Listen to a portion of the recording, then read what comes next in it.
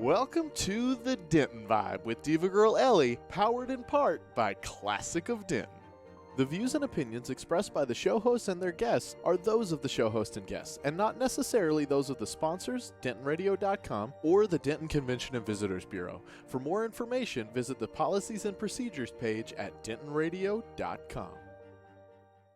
Everybody, thank you for joining us here on the Denton Vibe with Diva Girl Ellie on DentonRadio.com. We are here in the studio, and tonight I have someone who I am extremely excited about, Chrystal McConnell. And if you haven't heard the buzz about her, you need to, because she is awesome.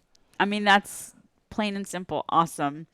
And I say that about all my guests because I love them all, but you are awesome. Thank you. I appreciate that. Thank you for being here. And we're going to let you know just exactly why she's so awesome. And there's so many people, so many talents, so many artists of all kinds around town, visiting, resident artists. But the works of Chrystal floored me. They floored me. And I'm not exaggerating, and I don't know if I'm the only one who had this experience, but the people that I have spoken to who have seen your work, which happens to be at the Greater Denton Arts Council. Yes. Or the PAC. Is it Appleton Arts Center? Because everybody always stumbles. I'm like, wait, Appleton. So if you go down to GDAC, you're going to find her artwork as a part of the Emerging Visions, right? It's actually in a separate gallery from the Emerging Visions. Okay, so it's going to be two separate entities altogether, but check that out as well, because that's also cool. Yep. But let's just dive right in. Tell me who you are, first of all, because we want to know who you are, how you got here, why you're here, and then we're going to talk about the it of why you're here, because it's amazing. So you guys need to tune in for real. Stay here, because you're going to want to check this out. So, I grew up in Los Angeles. That's primarily where I lived for 14 or 15 years with a single parent. I lived with my mom. And, sort of grew up in that kind of culture, art, and, like a big city. And, when I was about 13, 14, we moved to Oregon. And so I went to high school and 3 years of college there. And then I actually decided to transfer to the University of Arizona in Tucson because I wanted to continue my art education there. And I felt like they had a much better program than in Oregon. So I actually graduated from there with my Bachelor of Fine Arts degree. And at that time, I was doing a lot of photography. So my background has a lot to do with photography and, taking photographs and working in the darkroom. And so then I was in Tucson. I kind of moved around a little bit, took some different jobs. And then I decided I want to go back to graduate school. So I applied to a bunch of different places, and I ended up at San Francisco Art Institute. And that's where I did a 2-year program and sort of got my master's degree in fine art. So I have my MFA now, and that's kind of where the creation of this project evolved and came about. Okay. How did you end up in Denton? Well, I actually, in between undergraduate and graduate school, I actually moved around quite a bit, like I mentioned. And so one of the places was Denton, Texas. And so I actually got moved here for my job. And at that time, I was working for the management company at Golden Triangle Mall. Nice. So I was here in about like 2007, 2008. And then they relocated me to New York. So I moved to New York after that. But I made a lot of good friends. And one of those people was Chris Watts, who's the mayor now. At that time, he wasn't the mayor, but he was a council member. So we sort of kept in touch. And about 2 years ago, we had a phone conversation. He's like, hey, well, this is a great, sounds really impressive. This sounds like an amazing piece of artwork. You should submit a proposal or call up, the Greater Denton Arts Council. So I really took that advice from him and applied, kind of sent in my proposal, if you will. And so then, I kind of heard back from them and had some communications with Jennifer Bates at the GDAC. So we went back and forth, and we kind of settled on, this summer to show my work. So it's kind of been 2 years in the process of sort of coming back to Denton. That is amazing. Now, are you here permanently or are you just here with the show? I'm just here with the show for the summer. So I usually travel with my installation and I stay for that allotted amount of time. Wow. Mm-hmm. Okay, that's pretty neat because I did notice that when I was looking at your stuff online that I did notice you were traveling, but I didn't know if you were actually Denton resident or if you were going to keep traveling. Now, the reason previous week show was Christine Irving, who is one of the founders of Kitchen Sink, and that's how I met you. I Right. happened to be at the GDAC at the Kitchen Sink poetry evening, and everyone when I walked in, no one was in the room, and I was like, I must have been late or they canceled, but they all were in your gallery where you were set up. And I remember talking to Sarah Greenberg, and shout out to Sarah at GDAC. And we were conversing just about life in general and just activities going on. And I said, no, I'm going to hang back and I'll go look at it later. And I'm so glad that I did because I don't think my experience would have been the same. It would have been impactful still. But I think because I ended up waiting till our first break between Kitchen Sink, and I remember walking over there, and I was the only one that hadn't seen it, and you happened to walk in behind me, and I was just like looking at everything, and I was so impressed. Now, obviously, this is an art installation, and it's like I don't know whether to talk about it a lot or, I want to tell everybody, and I haven't posted too much other than some photos here and there because I kind of wanted to wait till the show. Can I talk about it in detail? Yeah, definitely. Okay. Definitely. I'm like, darn, this could be hard. So, one of the most amazing things about her gallery or her installation when you walk in is the fact that it looks like a very nice, fancy, almost old-timey library. A Right. living room setting in old times. It's very, very colorful, to say the least. One, the walls are impactfully colorful. The way she has set up and arranged that living area, because it is a living room, it is almost comforting when you walk in. But one of the first things you will notice is that the entire wall is a bookcase full of books. Right. And all of the books, every single one of them, is arranged in a color-coded system. Okay? So basically you look like you're looking at a rainbow. Yep, exactly. Somewhat. And so that's impressive in and of itself because first off, in the world we live in, you're thinking, oh my gosh, Instagram photo, this is amazing. Look at all that color. It's great backdrop. And you walked in behind me and then you introduced yourself and told me you were the artist behind the installation. And I was curious, what made you do that? Color code them that way. Why did she color code these this way?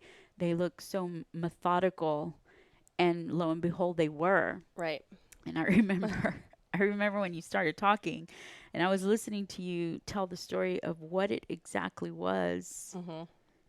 It got to me. Yeah. Like I told you, I've never reacted like that to anything other than a Frida Kahlo painting live in person. Yes. And that's how impacted I was by what you were telling me because the magnitude of what you had done really struck me at that moment. And that's when the tears just came out. And everybody knows I'm a big baby, but those tears were rolling. And I'm like, I don't even know why I'm crying. I'm sorry. I remember telling you that and you're like, it's okay. And I'm going to let you take it from there because up to that point, I was just literally in awe and my jaw dropped. I was like, it was that impressive to me because of the nature of what you were telling me. So kindly tell everybody what happened because at that point, you will tell it better than me. So, so I came behind you and, I knew that you hadn't been in the room earlier because I had given, sort of like a 15 or 20 minute overview to the rest of the Kitchen Sink members that were there. And so, I don't know if you knew that it was interactive at that point. And so I could see you were looking at the books and trying to process it. And so I said, well, this is interactive and all the books that are pulled forward, you can pull off the shelf. So then I proceeded to pull the book off the shelf and open up the front cover. And that's where you'll find a library pocket with a photograph. and a page number. So when you actually pull out the photograph, Yes. you'll realize that there's things cut out of the photograph intentionally. They're little windows. Yep, exactly. And so when you completely pull out the photograph and turn to that specific page, then there's some clear photo corners on the page in a certain area. So if you line up the photograph with those corners, then certain words come out from the photograph where I've cut these spaces out. Yes. And so, depending on what photograph and what book, the book title itself, what's happening in the photograph, and the words coming out all relate to each other. And then it all relates back to my personal childhood in some way. So, which is what you're going to get me again, which is what got to me because of the gravity of that. right. Oh my goodness. You're going to get me again. Oh my goodness. Keep going.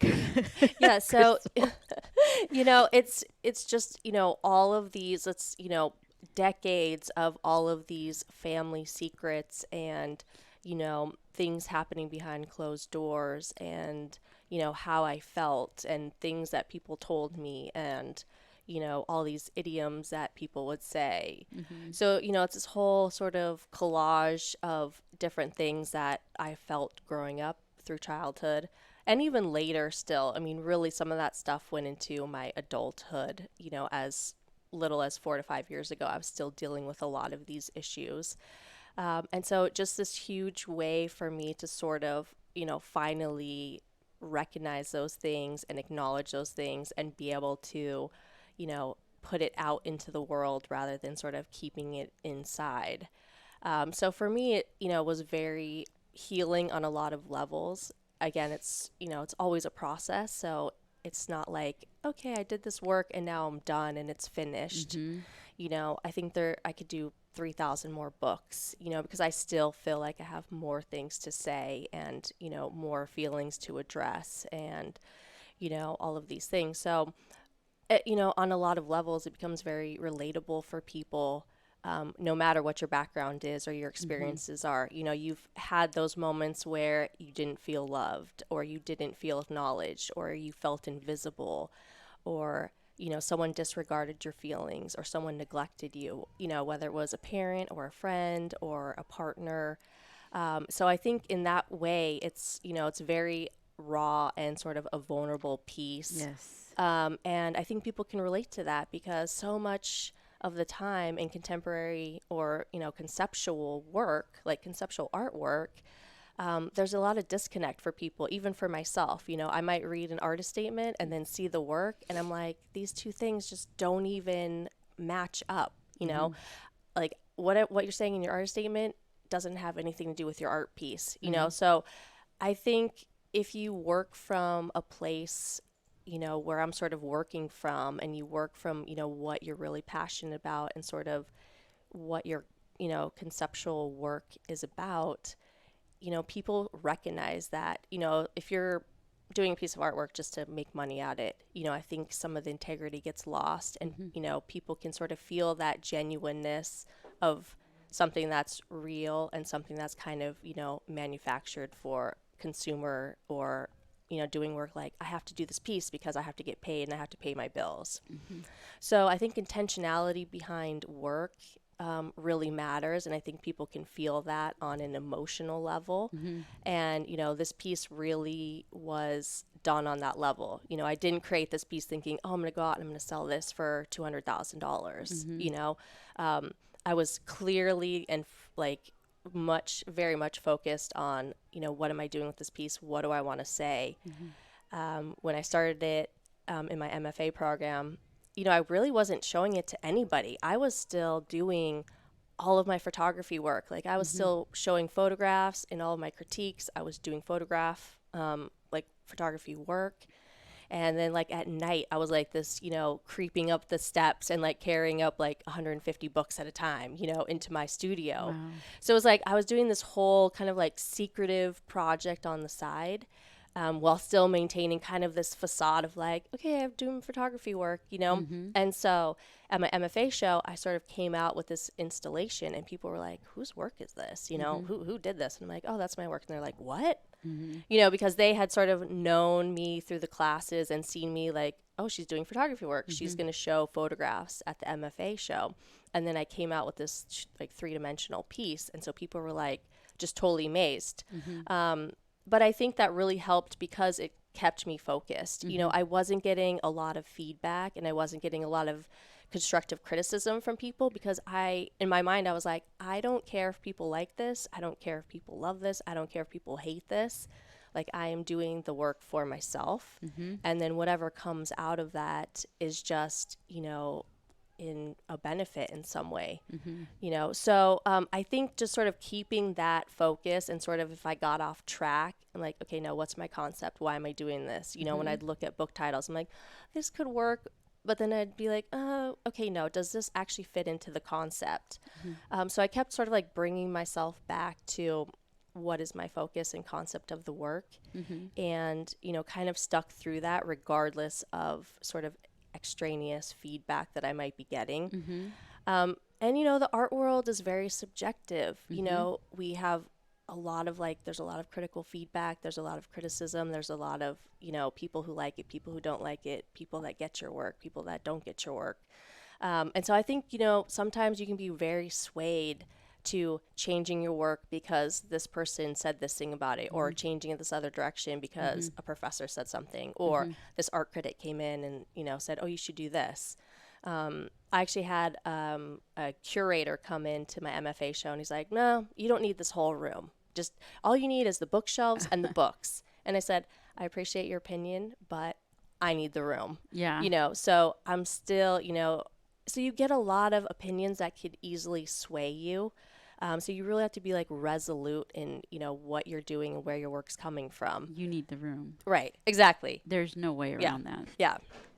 I mean, I feel the same way. It's, you know, and for me, creating the room, you know, becomes a different space at every gallery. Yes. Which, you know, even though the bookshelves and the books are there as a constant, like for me as an artist, being able to recreate the space around a different, you know, sort of design of the gallery is really challenging and, you know, keeps the piece fresh and interesting. I would say so as well. Yeah, because I always do different things for the walls. You know, sometimes I'll just paint the wall a solid color. Sometimes I will hand stencil it. Sometimes I'll use fabric. The configuration always changes. You know, the books are changing. So I really like the fact that this is, you know, it's organic and it's a living piece. It is. You know, it can evolve and be in different spaces, and you know, everything then sort of becomes site specific too, which I like because it does change around that gallery space, you know. And you don't get bored with it because it's ever evolving. And okay, I really want to talk about certain pieces of the setup because it just merits that much detail to talk about. Now, it's one thing that you set it up like a living room. Okay, what made you pick the comfort of a living room? Was it because of the home experiences? And because I don't know what your living room looked like versus what I'm looking at. Right. And so to me, I'm like, this is what she would have loved to have had as her house, as her living room and her comfort versus what she had. Or what is the thought behind that? Because I don't know. I could be completely wrong. Yeah, no, actually you're right on. I think as artists, you know, we really try to, you know, not try to necessarily, but we have the ability, I should say, to create a space that possibly we never had growing up or that we've never experienced, or, you know, it's sort of like the world is limitless when you're an artist and you can create whatever you want. And so you're exactly right. I sort of grew up in trailer parks and mobile homes and apartments. We never lived in an actual house, you know.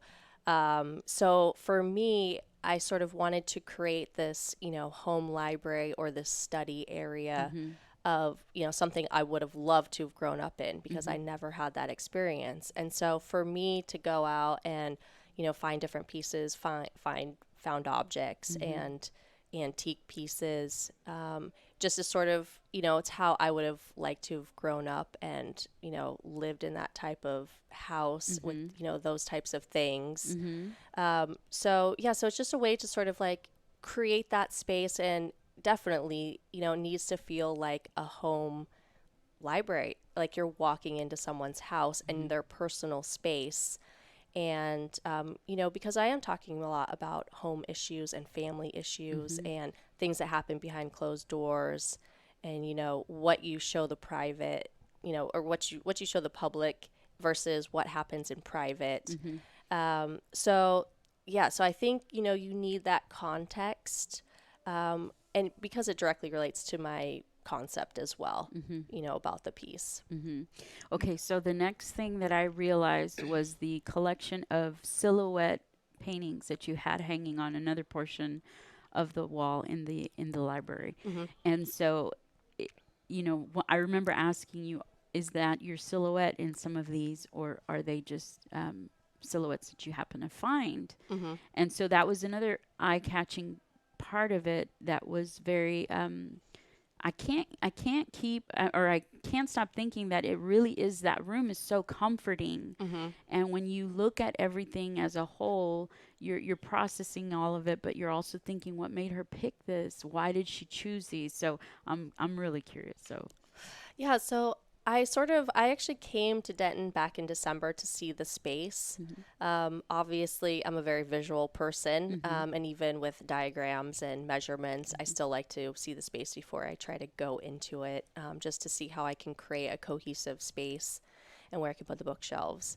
So I had come in December and I took a lot of pictures, and I, sort of saw and got an idea of what the actual space of that gallery was. And so at that time I was like, oh, I really want to do a wall with these silhouettes, and I want to hang them salon style. And I just really felt like that was an important piece in this installation. So I had found smaller silhouettes at different estate sales and antique stores and stuff. So that sort of gave me the idea, but I really wanted to have these larger silhouettes. So I hand cut the larger silhouettes and put them on mat board and framed them. There's nothing really particular. Not one of them is really particularly me. I was actually going to do one of like myself and my mother, and I realized when I was trying to do that I really don't have any photographs. Like, I personally don't have any photographs of me and my mom. So I kind of was like, wow, this is like really kind of shocking, because I hadn't thought about that before.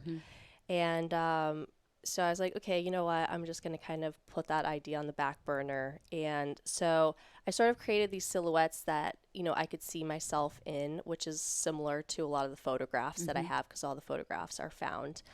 And, I wanted it to be specifically women or, mothers and daughters. And part of that was because I think in art in itself, there's not, women are not represented very much. As artists or, other than maybe like a nude model. And so I kind of wanted to recognize, hey, there are women artists. Women artists are doing art about women or about themselves. And I also like the fact that the silhouettes are sort of juxtaposed with hanging mirrors. Because again, the silhouette is black. It's sort of identity-less, because you just have basically an outline of a person. And you really don't know who it is. It's really, anonymous. And then that sort of, transitioned with the mirrors, where that's reflecting someone's actual identity. yes. So, I like this push and pull of anonymous versus identity, and, what's constructed, what's not constructed, what is a facade and what is real. Is the silhouette more real because it's of an actual person? Is your reflection more real because you're looking at yourself? So I'm sort of always trying to discuss and figure out these questions through my work and just, in myself, and try to figure out, where do these two things lie? What's the tension between them? How can you create a discussion around these different things? Yeah, and it definitely does, because that was one of the first things I noticed when you stand there. Obviously, there's mirrors at different levels, but obviously my reflection came up, and I was like, oh. And then you immediately, well, for me, I was like, I immediately thought what it would be like to be a silhouette. And you think it's just nothing. It's just nothingness. So I know that it did trigger a lot of thoughts as far as, the thought process and looking at something like that. And there's other elements in there. You know, you've got furniture in there. You've got beautiful rugs. You've got delicate touches all around. You have a fireplace in there, which adds to that warmth, comforting, nurturing environment. Right. But let's talk about the books, because one of the things that really amazed me was the fact, for one, there's so many. And I think I asked you how many were there, and you said There's about 1,600. Okay. And then I remember asking you, did you pick the books randomly or did you pick them specifically? And you had responded to me, and I was just, again, amazed.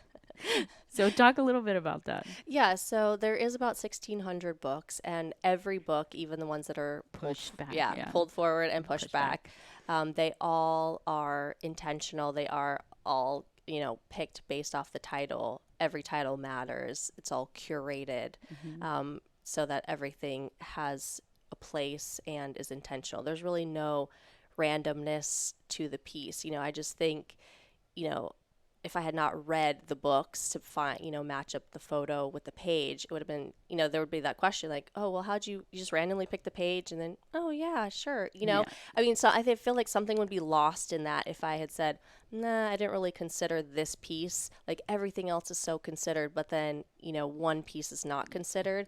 It's, you know, there's just, again, for me, it sort of loses the integrity of the piece and the work.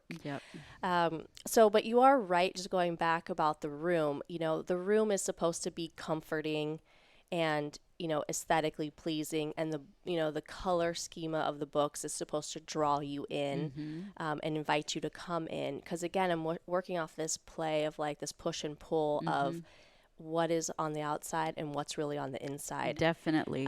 So, you know, you are very comforted in that space and it's cozy and it's warm, but then you start reading the book titles. I was just going to say that because it has a very, I want to say there was an old game. It was like an Alice in Wonderland type thing, but it was more of the gothic Alice. And so you think you're getting your fairy tale, and then it's not. It's even morbid and it's very dark. And so that is one of the things that completely blows your mind because of the fact that you, for one, you read all those books, and then you selected certain passages to fit into a piece of the puzzle for this huge picture, which is your childhood. And you will quickly find, as you pull these books off the shelf, that it honestly it's a sad story. It is a very sad story when you start piecing everything together. And the one thing that I experienced when pulling the books was relatable in a lot of ways. Right. And then I found myself, because the first instinct you have is you're going to want to go to your favorite color. Right. But then you start really reading the spines and the titles of what books jump out at you. And then I found myself relating to the titles according to what has happened in my life. And then it was almost like opening up, and for lack of a better word, a very sad, morbid fortune cookie. And it's like, what am I going to get in this one? Right. And how's it going to relate to my life? And do I relate to it? And have I felt this before? Because it's very emotional. And yes, there are pieces in there that I asked about it too. Are there any happy moments in here? Right. And you're like, they're very random, but they're in there. Right. And you do find that in there. And I actually posted one of your pieces that I was so happy to find that one, because it was a happy piece that I photographed it and I put it on my Instagram page because it was so beautiful and it was very simple. And so I felt like I found the golden egg or something. But all that detail, and even the books that are pushed in, and when she says the books that are pulled out, the bookshelf is, you know, all even, but then you have some that are pushed all the way back, some are brought forward and they're flush to the shelf itself. But even those have stories in them. As far as a photograph, they don't have a page, but they have a photograph, and those were even handpicked. And so, you guys, I would have posted photos that I took to show you, but I don't want to show you because talking about it is one thing. You need to go see this yourself. You have to go see it. It is one of the most impressive installations I've ever participated in. Well, thank you. It's beautiful. It is, I mean, it's magical, to be honest with you. I can't find a better word. And the fact that you know, it's an ode to your childhood is very impactful. And you know, you were talking about how this was a process for you. Right. And I can relate to the process of healing. I think we all can on some level, and maybe different stories, but the path that, you know, for healing is universal.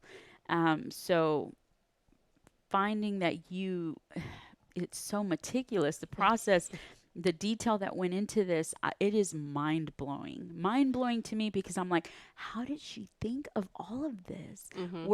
I want to get into your brain, because I'm like, how in the world did she piece all this together? And it was so eloquently woven together to make this happen. And that's how I feel about it. I'm so impressed. I want all of y'all to be just as impressed, because I know I was just floored by it. So, how long did it take you to do this whole process? I mean, what triggered you to think, okay, for one, you're thinking, I have an assignment that I need to turn in for this big thesis or whatnot. And then, so that's one thing going on. And then for something this vulnerable and delicate and personal and, you know, just sensitive, to be able to create that. And like you said, you were doing photography, but you were carrying all these books. So it was almost like your body was ready to process this in your own way, in terms, and this is how it came out. Yes. It was, I would imagine, very therapeutic and very, just like the mirrors. Sometimes you have to take a look in the mirror and see, you know, not literal, but you have to see the ugly side to be able to process and get to the better days and stuff. And I'm sorry, I'm going off on a tangent, because I'm so in love with your work. So go ahead and just tell me, how long did it take you to do this? Yeah, well, there was this professor named Lonnie Graham, and he was a photography professor. He actually was visiting at San Francisco Art Institute. And so, you know, it was like I had an independent study class with him, where you only met with the professor once a month for this, you know, the whole semester. So you meet like 4 times total. And so the first time we met, which was in September, so this was my second year of grad school. So September, you know, he's like, okay, show me your photography work. I'm like, okay. So I'm showing him my work, and he looks at me, he's like, I don't get it. And I was like, what? What do you mean? What do you mean you don't get it? Like, you're a photography professor. Like, this should be, you know, easy. And he's like, no, what else do you have? And I was like, I don't know. I was like scrambling, like, what else do I show him? And so I had done this project for this text and image class. And, you know, I had sort of like used these excuses or these broken promises that I've heard. And I sort of was like punching holes out of things, and, you know, making these piles of holes at the floor. And so I kind of showed him that project. And he's like, yes. He's like, I don't know what it is, but there's something about this work. You were like on the brink of something. I don't know how you're going to use this or what you're going to do, but yeah, yes to this, no to your photos, was like pretty much, you know, what he was saying. And so I'm like, okay. And then, you know, he was right, because I felt like when I had done the other project, I really felt like, yes, this is like something worthwhile. Like, this is coming from a place that, you know, I don't know what to do with it, but like, this is like, I'm finally being honest about my work and, you know, that place that's coming from. And so, you know, then we had like another meeting, and we sort of had this conversation, this philosophical conversation about photographers and meaning and, you know, aesthetic versus concept. And so, ironically, I don't know how, but it sort of turned to my family, and I started really getting emotional. And, you know, I'm like thinking in my head, like, no, you can't cry. Like, this is your professor. Like, keep it together, you know, like, don't break down. And so he kind of like stopped me mid-sentence, because he could see that I was getting kind of choked up. And he looks at me, and he's like, you know what? He's like, whatever is going on inside you right now, whatever you're thinking about, whatever your family did to you, like, that is the place where your work needs to come from. Like, you're asking me all these questions, and you're sort of like beating around the bush, but that is the place that your work needs to come from. Like, that's really where you need to like do your work, and that kind of will sort of answer all your questions. And so that's kind of really when I had this epiphany, and I was like, yes, you're right. So in this project, I actually started with those photographs because again, my background is all photography. So, for me, it was natural to just start with these found photographs. And so I started cutting them out, and then I just had, a piece of paper with words, and so I had the picture and I had the words behind it. And so I bring it, like the next meeting, I bring it to his office. I'm like, hey, here you go. And he's like, how are you going to present this? And I'm like, I don't know. Like, it took a month for me to get to this step, this breakthrough step. And so it was in that conversation we started really talking about, like, are you going to put this on the wall? How are you going to show this? Are people going to touch this? And then we sort of came around to the idea of books. And we were talking about how different people leave ephemera in books. And, you find receipts, or you'll find money, or sometimes people leave photographs. And so at that point, I was like, yes, that is perfect, because not only do I love books, and I'm looking at books all the time, but that's the perfect avenue to have 200 pages of words that I can choose from to, place the photograph on and have these sort of feelings and, words come out through the photo. So I started going out and just like collecting a bunch of books. And in that process, I was going to a lot of like, library sales and library book sales. And so a lot of times they would leave sort of, the library pocket in the cover. And so one day I was sitting there as a reading through on the books, and I'm looking at the library pocket, and I'm holding the photograph in my hand, and I'm like, oh my God, I think this is the same size. And so then I just kind of like slipped it in there, and I was like, yes. I mean, it's so sort of organic, like things just sort of organically started falling into place. I mean, there's, I tried 100 different processes for just about everything in this. I had all these different ideas about, pushing the books back, pulling them forward. Maybe I'll do a red ribbon. Maybe I'll have a card catalog where I'll have the photos in the catalog. Maybe I'll play a role as a librarian, so maybe like this turns into a performance piece. Like, I went through this whole gamut of different ideas. But sort of, these things sort of organically started falling into place, and I just sort of, kept going and, furthering the work and reading everything. And, just all of these things sort of started happening. And so a bulk of that work, like I had about 1,000 books in my studio, which was pretty small. It was like 12 feet by 12 feet. So I had like 7 bookshelves. I had all these books. It was just crazy. There was like no room to work, really. And so, I did a bulk of that work between like September and May of the project that you see right now.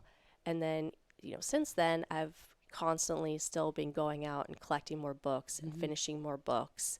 There was a point where I finished my MFA thesis, and I was like, I will never look at another book again. Like I can't, like I just like too overwhelming, Yeah. And then, I got some space from it for like a couple months, and then I, would pass the library, and I'm like, oh yeah, there's a library book sale, right? And so then I'd go in, and then I was like, okay, Chrystal, this project is not over. Like it's still, there's still things evolving from it. And, I sort of have this feeling like this might be this lifetime project, and if I have this retrospective when I'm 90, it'll just be this crazy maze of bookshelves and a million books and,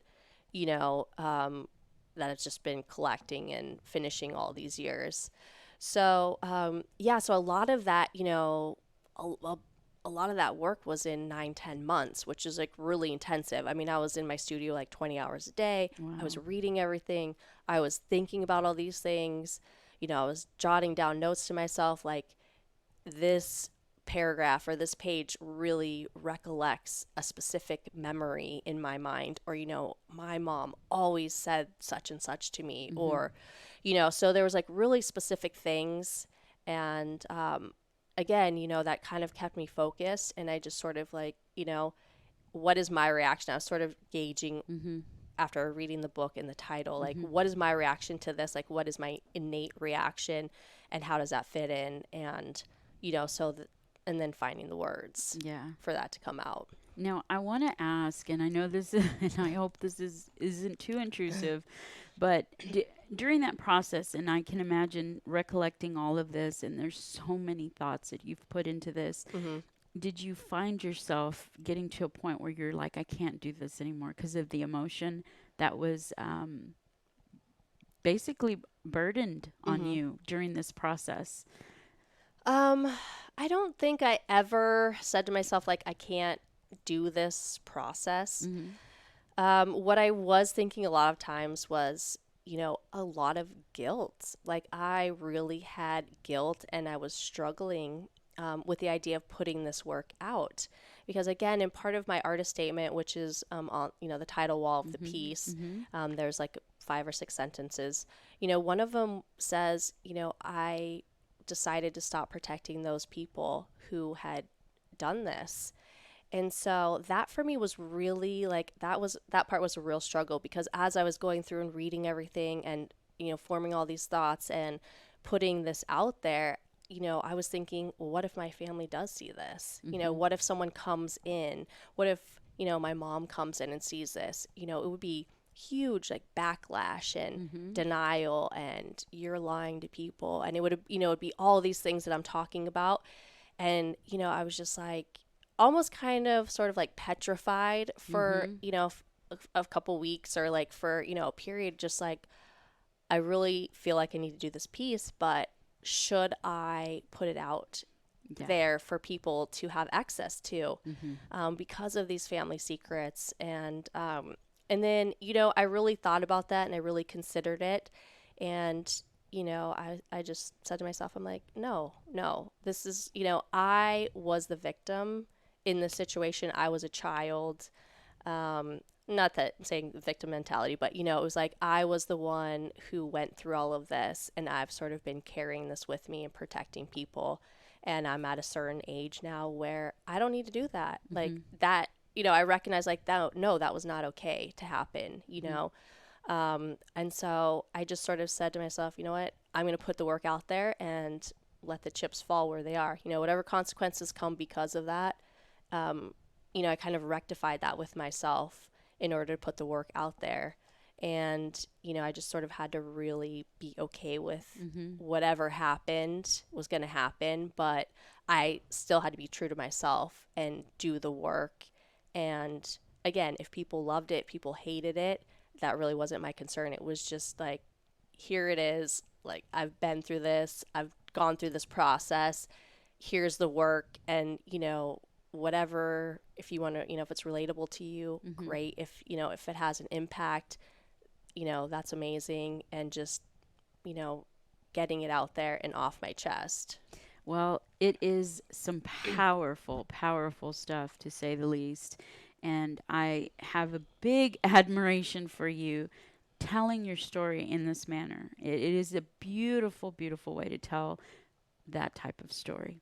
And it's just, I can't express enough to people to get out there. I don't want to spoil anything about it with photos. So you need to get out there and go look at it yourself.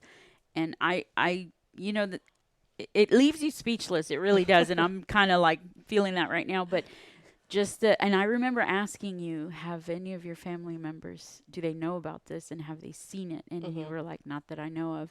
And there's a certain freedom once you made that peace with yourself, and almost like, okay, this is the day of reckoning. Yep. Whatever happens, happens. And there's certain freedom to that. And props to you for that. Props to you for taking that journey and dealing with that in this beautiful way. It really is. So I'm going to leave it at that. Thank you so much, Chrystal, for coming to share this with us tonight. So if anyone wants to find out more about you, your work, the installation itself, or maybe they happen to be in another town at the same time you're traveling to that town with your installation, of course, it's going to look different. But how do they find out more information about you with social media? Well, I am on Facebook, so I have my Facebook page, which I usually post if I'm going to be somewhere with a new installation. I also have my website, which is www.crystalmcconnell.com. So that's always a good way to go and see what's happening, because I will always have, posted an upcoming show or something that's open. I also on my website have events that are happening, like the upcoming gallery talk on July 13th. So that is on my website as well. Greater Denton Arts Council right now, you can go on there and information's listed there. But usually Facebook and my website are the best places. Okay, and you can actually go and see her installation at the Greater Denton Arts Council. What are the time frames that they can catch your... Yeah, so it's actually open. So Tuesday, Wednesday, it's 11 a.m. to 5 p.m. Thursday, you can see it from 11 a.m. to 9 p.m. And then Friday and Saturday, it's 11 to 5 again. Okay. And one of the things I did want to mention from our previous show, which was Christine Irving from Kitchen Sink, because of the experience of us all getting to see her installation, they do a monthly prompt, and our prompt for the following month is actually Chrystal. Right. So, and you can interpret that as you may. Right. So just to plug that in, so ode to Chrystal and to her artwork, and it is now sinking in, kitchen sinking into synchronicity. Yeah, definitely, it's sinking into the poetry. So thank you so much for sharing that with us. I'm so glad I got to meet you in person. Yes, thank you. I appreciate it. Definitely. And I'm so glad that I got to have you here on the show tonight. It is such a pleasure. I'm literally in awe. I am a permanent fan, and Awesome. I will just be following you wherever you go. So you guys check it out. Thank you so much for joining us here on the Denton Vibe with Diva Girl Ellie. You guys have a great week. See you next time. Well, thank you for tuning in. We hope you enjoyed the show. We want to thank our partners and sponsors who made this show possible. And now stick around for a word from all of us here at Discover Denton.